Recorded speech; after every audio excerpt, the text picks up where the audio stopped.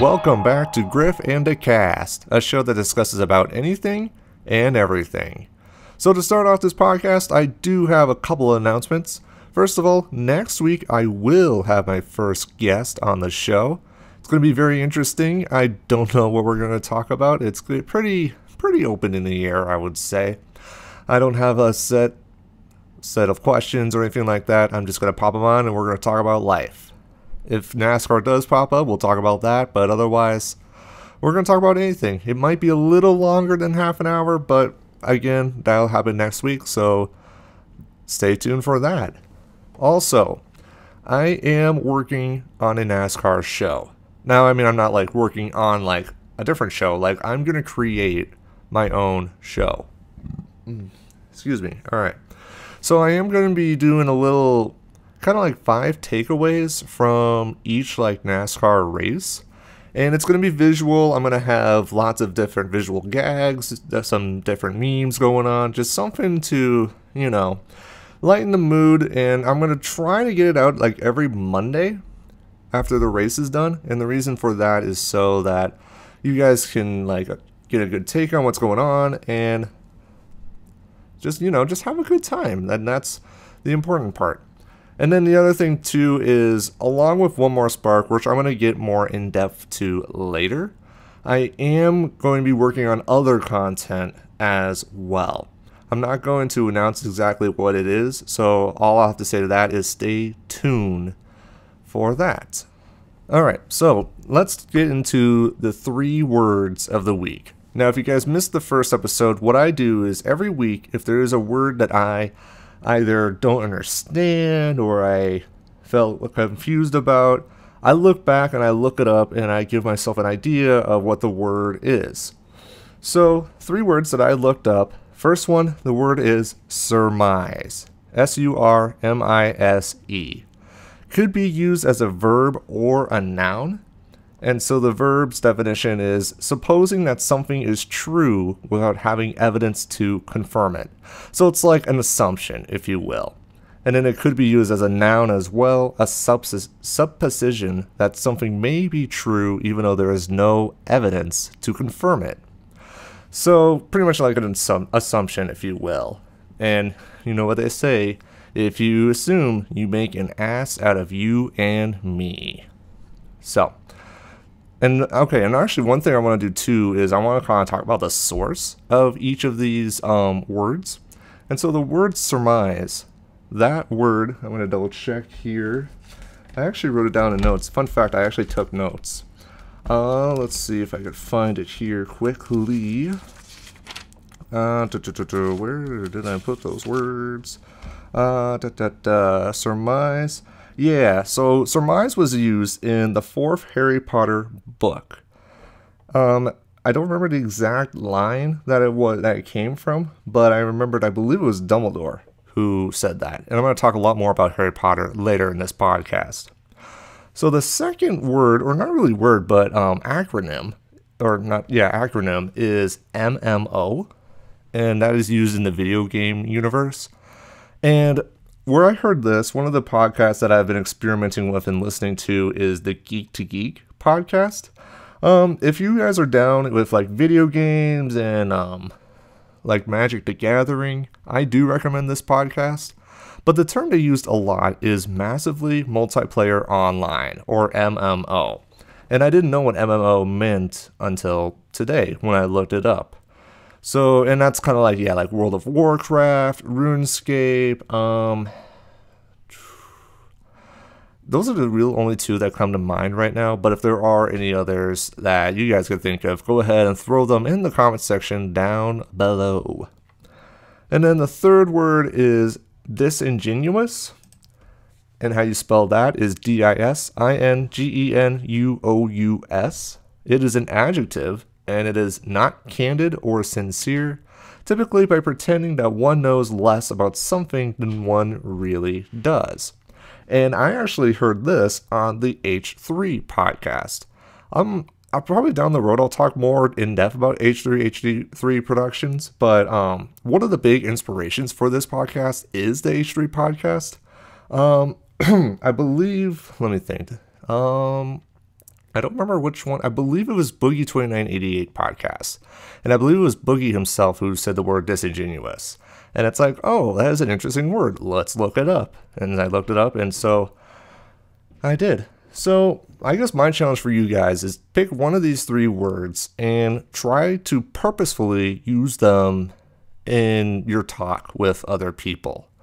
I won't be able to hold you guys accountable for that, but it'd be cool just so that you guys can expand your vocabulary. All right, and then before we get into the meaty greedy of this talk, I do have one fun fact for you guys, and I did not know this until I believe it was 2 days ago. So this is for, I guess, the older audience. There was a show back in the day called The Wonder Years, and on this show, there was a narrator, and the narrator is the older version of the kid protagonist, and his name is Kevin. The fun fact, and I did not know this, the narrator is Marv from Home Alone. So if you guys have seen the Home Alone movies with Macaulay Culkin, Joe Pesci has a side character. He's like really tall, really skinny, and his hair is just all over the place.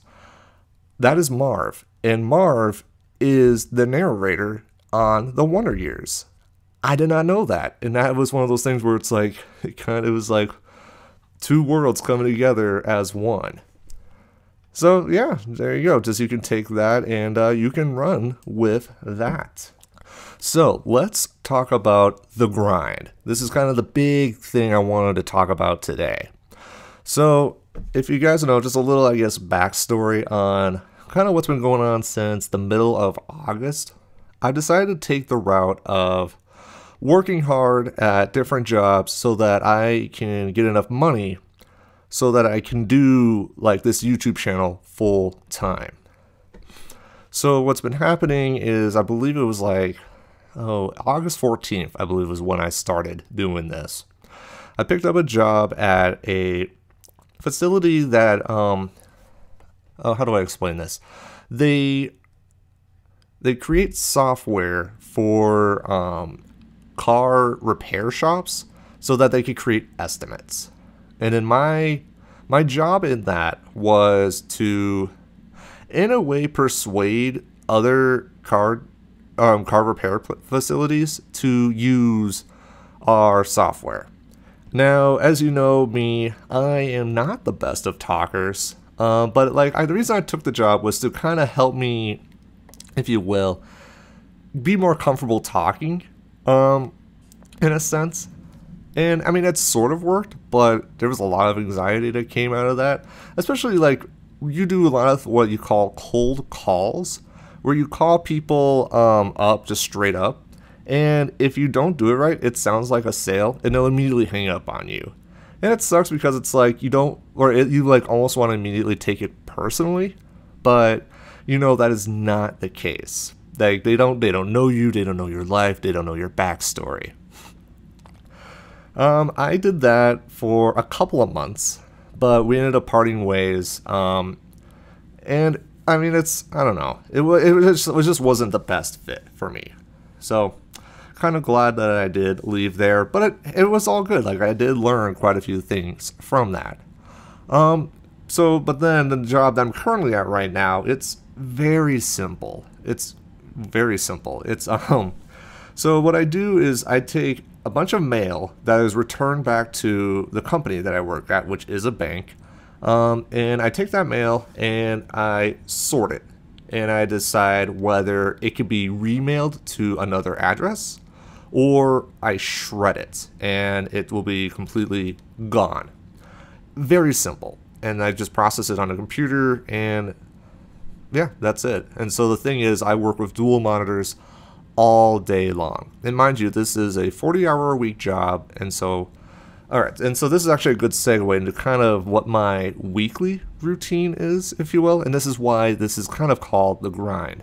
And before I even get into that, the reason why I call this the grind, I don't believe he's the one that initially coined this term, but this is the person that initially mentioned like what the grind is, and he's a big inspiration as to why I took this direction. So his name is Treg Fisher. He does have a YouTube channel, and his big premise is like he's really passionate about working out and being in shape. And I mean, he is good looking. Like, I'm straight, but he is definitely a good looking person. So Treg, he is really big advocate on pursuing his dreams, and he's trying to go about it as positively as possible. But what happened was, I believe it was in the beginning summer of 2016, Treg did kind of like what I'm doing. It was like, and he called it the grind, and he had like a 40 or so episode like vlog adventure of him kind of just vlogging his life while he's going through the grind. And to get a little more specific on what the grind is that it is working like 40 hours a week while continuing to pursue his dreams. So what he did was he took up some job at some manufacturing facility. He wasn't specific about it, which is fine. I totally respect that. So he has that manufacturing job. Excuse me. So he has this job, and while he's in the middle of doing that, he is working out. And he also has his own like workout training plans. And he like is a consultant for other customers, so that like if they need to either lose weight or if they want to gain muscle or whatever they can, Treg can tutor them. And so just watching him go through that, it is very inspirational, because it's like, if he's willing to do a job that's not in his field so that he can eventually go all out in his field, I feel like that's something that I can do as well. And that's what I did. I decided to go ahead and take a couple of jobs that are not necessarily in my field, but it's something that is completely doable. And that's what I'm slowly doing, is slowly working my way, paying a couple of student loans, but for the most part, building that pot so that once I feel good enough, then I am all out with YouTube. And I can create lots of good NASCAR content because, and actually here, this will kind of segue into my weekly routine. So Monday, wake up at roughly 6:10. Very specific, I know, but I wake up at roughly 6:10. I lay there in bed and I try to figure out exactly what to do, what's going on. And then I eventually get up, I put my clothes on, and I eventually start the day. And mind you, especially in January, it's February now, but in January, cold. Like, I would say half the days in a year, it's either single digits or negative. So I had to put on like snow pants, and I'm shivering. Like, it gets so cold at points where like my hands start to like hurt, and it's like I hardly will get like feeling in my hands. Then I drive to work. The drive's about 15-20 minutes, so I'm usually at work by about 7:30, and then I sit in a chair and I just go at it, just figuring out what to shred, what to remail, and as I said, I do that until 4 o'clock. I do get a half an hour unpaid lunch, by the way. So once that is all done, then at roughly 4 o'clock, I then drive back home. And the first thing I immediately do is I do take a nap. And one thing I usually do with this nap is when I listen to like my stories on Audible. Not sponsored by Audible, but I'm so glad I did find Audible, because it helps me like read, quote unquote, not without necessarily like looking at text. And so currently I'm in Harry Potter right now, which I'll talk about a little bit later. And then I do that for about 30 to 50 minutes or so. And then once that is done, I then take about hour and a half to work on the YouTube stuff. And it sucks because like I'm at a point now where it's like I've been working a ton on this, but I have nothing to show. Hopefully I will be able to show it sometime down the road. But again, right now it's just still not in development. And I'll talk about more about like the stamina later. So one thing that I noticed too was actually, I'll just talk about the stamina now, because it's like once I do that, and then actually after I work on One More Spark or YouTube or whatever, I then work out. And so I do this like late night routine where it's like I go to my gym at roughly 8:30 and I do a mix of either back workouts or push workouts or runs or leg workouts, or it depends on the day of the week. I'll probably do a podcast down the road that explains that more in depth, but I do work out still. And I feel like working out is just physically and just for your health probably one of the best things that you can do for yourself. It's like a drug for me in a sense. So with that being said, just talking about the stamina, because I've gotten to a point where it's like Monday, Tuesday, Wednesday, like I'm fine. I'm able to get through it. It's of course tiring, but it's like, it's fine. But then when it gets to the end of the week, it's like you get so tired of the same routine. And then it's like, that's when you start hating yourself for it. Especially Thursday, because it's like, I'm like it's so weird because it's like, even though I wake up, like I'm still tired. And it's like, do I have to go? And it's a rhetorical question. And the answer is yes, you have to go.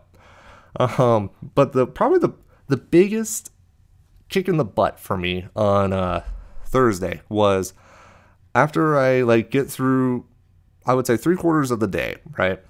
I get into this routine, I get into this pattern, and it's like, I almost am able to shut off my mind. But then it came to a point where it's like, when I reprint envelopes, because as you know, I am remailing, I print the envelopes. It gets to a point where instead of saying the printer is ready, the printer says driver device update needed. Now, in the whole general sense of everything, like it's not a big deal, but like, I don't know, it really took me out of it because it's like when I get into a groove, a pattern, it takes me completely out of just everything that I was working at. And I know I need to make sure to not let 5 minutes ruin my day. But sometimes it gets tough because it's like I'm so tired and it's just like, forget everything, and I just want to like chuck my papers in the air and just storm out. Now, I did not do that. I'm totally fine, but it's just one of those things where it's like, it's a little annoying and you wish it didn't do it, especially when you're so close to the end of the week. So, as I said, I'm going to be doing this for a while. But what's happened really recently is like this job has gone pretty easy to where it's like I can do more, and I can do more with like the YouTube stuff. And honestly, doing this podcast is a real big influence for me to keep going. And that's kind of the reason why I wanted to create the NASCAR show, where it's like I have this where I'm able to talk about anything, but I know that my fan base is mostly NASCAR fans. And so, and not just that, but it's like, again, I still love NASCAR and I still want to keep going in that direction. So I'm going to have a separate, more visual show where I'm able to take care of that. Where in the median too, then I will also create the other Inner 2003, One More Spark, other content, if you will. So that's it on the grind. I'll probably talk about that more down the road, but that's kind of where I am at right now. So the next thing I want to talk about is Super Bowl 52. So that is going to be on Sunday. I hope to have this out on Saturday, but I'm actually recording this on Saturday, so I hope to do like a quick turnaround and have this out later today. But again, the Super Bowl is tomorrow. And so as you guys know, it is in Minneapolis, Minnesota. That is the closest the Super Bowl has ever been to me. I don't live in the Twin Cities, but I'm up north, which is really cool. Actually, it literally is cool. Like, it's freezing out here. I don't know what the temperature is right now. I believe it's like in the teens right now, but point is, it's cold. So I guess I never really talked much about how in-depth I am with football. Like, I was never close to football as I was NASCAR, but it's like the one thing I have when NASCAR is not going on. And so, again, it's like I am passionate about it, but again, not as passionate about it as I am NASCAR. Which does remind me, because if you guys have heard, like Dale Earnhardt Jr., Martin Truex Jr., Ryan Blaney, Rutledge Wood, Jeff Gordon are all in the Twin Cities. And it's times like that where it's like, I wish I could go up there and watch the Super Bowl, and see all of the NASCAR drivers in action. But I'm just so busy here, and I just am not able to plan that out. Also, as you guys know, my favorite team is the Green Bay Packers, and I think I mentioned why I like the Packers. When I first saw them when I was like 3, there was a G on the side of their helmets, and like my name is Griffin, so G, I thought that was cool. And at the time, my favorite color was yellow. And seeing that, it's like, oh my gosh, that's my team. It just so happens that they are the Vikings rivals, which, as you know, the Vikings are up in Minnesota as well. And I'm aware of kind of how we got to the situation on the NFC side. Like, it kind of sucks that the Eagles are playing on Minnesota's field. And I wouldn't lie, even though I am a Packers fan, I really wish that the Vikings would play on their own turf. But unfortunately, that is not the case. And however, they are playing, in my opinion, this team is my least favorite team in the NFL, and that is the Patriots. I absolutely despise them. And I'm going to go for the record and say that the Patriots are the Jimmy Johnson of the NFL. I won't get too in-depth into kind of that analogy, but just the way I see it is just the Patriots and just how they just win all the time. And it's like no competition. And it's like, you don't get that diversity. And it's like, oh, can't wait to see the Bills or the Jets win. But it's no, like, so long as Bill Belichick and Tom Brady are there, they're going to win. And it's like, it's not fun. And so I'm definitely rooting for the Eagles. Like, I know that what happened with the Vikings was not good. And I know I have a lot of friends who are probably listening to this podcast that are Vikings fans. I did want the Vikings to win. I wanted to see them in a home Super Bowl. That would be amazing. But it's kind of like the whole Trump versus Clinton election again. Only except it's the Eagles and the Patriots. So I'm going to go ahead and I'm going to make my picks for Super Bowl 52. And I do have the Eagles beating the Patriots. The Eagles, it's going to be a high-scoring game. Both of their offenses are pretty strong. And I'll give it to the Eagles 45-38. Very high-scoring game. And the way I see it, I can see the Eagles having a strong opening half.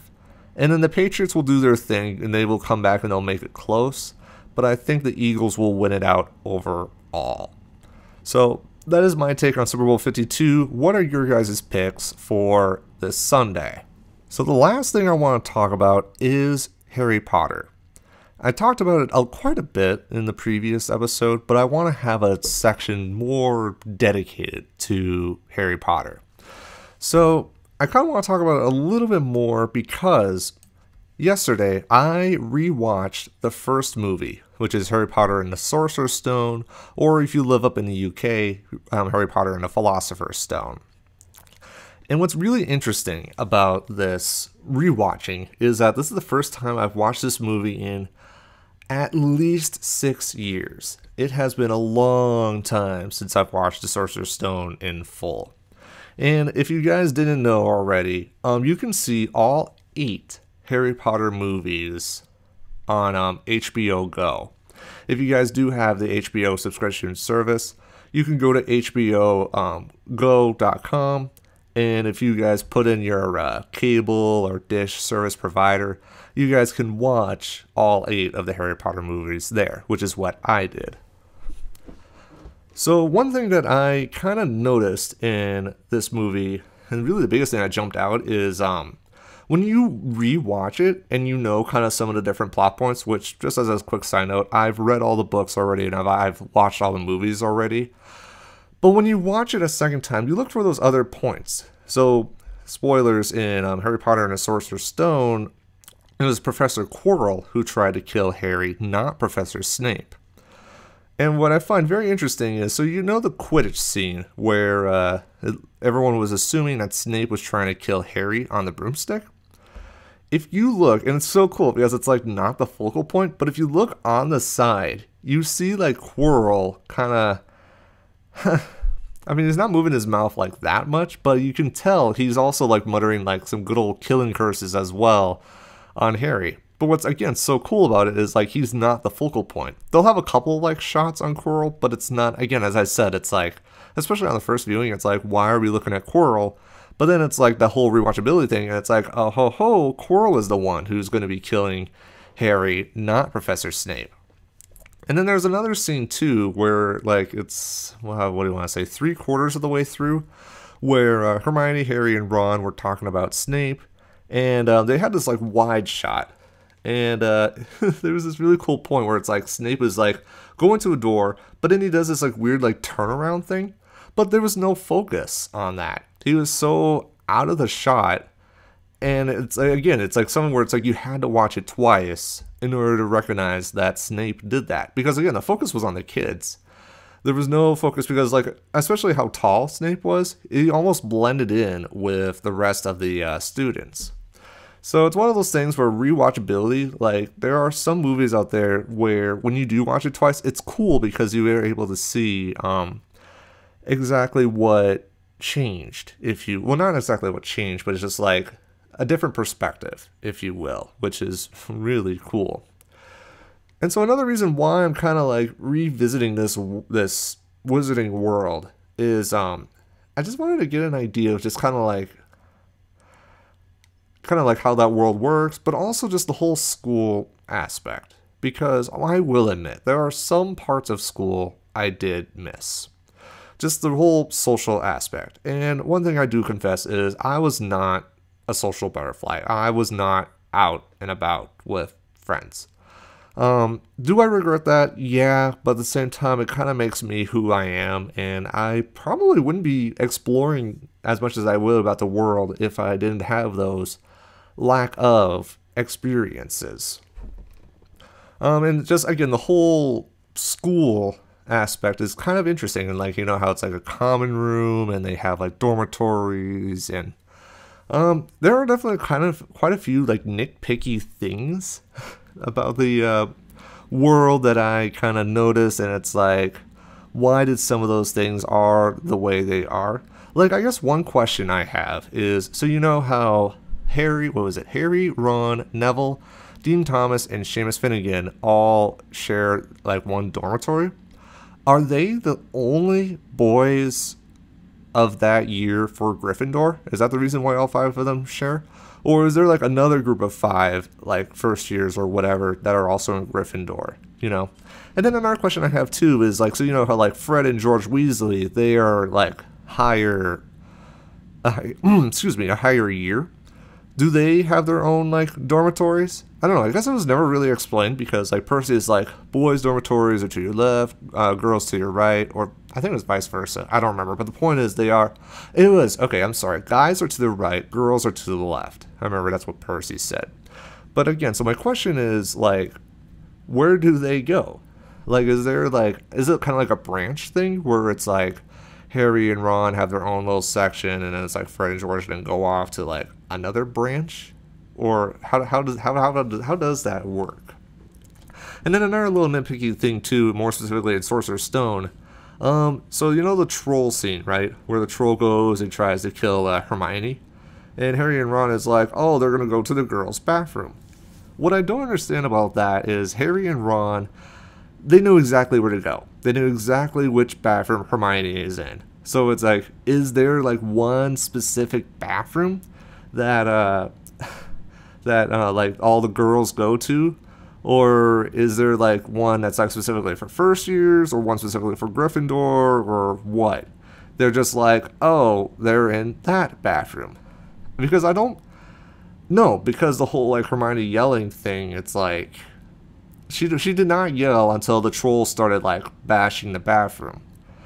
And again, I know it's totally nitpicky, but it's just one of those little things where it's like, why did that happen? You know? And then again, just another thing too is just the movie came out in, I believe, what was it, 2001, I believe it was. So one thing that I definitely noticed is that the animation is starting to get a little old, if you will, and like some of the CGI doesn't hold up, which is fine. Like, I get it. It's not perfect, but at the same time, what it does is that when I listen to Harry Potter on Audible, it gives me just a visualization like of the world, and it gives me an idea of what to see and what to look at. And again, I know it's not perfect, but again, it just gives me a visual representation, which, you know, me as an artist, like, seeing that visual stick is great. So, I don't know, just some final thoughts. So right now I am on the scene where Harry just finished the second task. And okay, so one last thing I want to mention too before I wrap up this episode. It's so interesting hearing the differences between the book and the movie. And especially when I rewatched the first movie, it's like Chris Columbus did a good job of trying to condense the movie into like the subtle points, and they reworked some of the lines so that the movie is a little more fluid. But at the same time, I also felt like it was like a bunch of short movies combined together with like one link to make it all together as like one bigger movie, if you will. And the more I think about it, like there's so much context in Harry Potter, and content I might add, that I really wish that Harry Potter would have been a television show instead of a movie, because I feel like they could flesh out the characters so much more. And so the last chapter that I just read in Goblet of Fire, it was one that was not even touched in the movie Goblet of Fire. It was one where Padfoot, which is Sirius Black, comes out to see Harry, and of course Ron and Hermione are with, because, you know, the threesome, they don't, you know, break off or whatever. So, but the point is, the scene, it's weird because it's like they go to this like mountainside where Sirius is hiding, and they have this big long talk about just current events and everything that's going on so far, like with the Triwizard Tournament and what have you. So it's all very interesting. I might do like one episode where all out it's nothing but Harry Potter, and I might bring on a guest that's like a huge Harry Potter fan as well. And so so the final thoughts are, it's not a perfect world, but in the end, there is no perfect world. It's just something cool to think about, it's something different, and it's something nice just for me to keep my mind off of while my mind is not focusing on either work or the YouTube stuff. So, with that being said, that will wrap things up. Thank you guys so much for watching or listening. And if you guys didn't know already, I do have a SoundCloud account, so you guys are able to download this for free.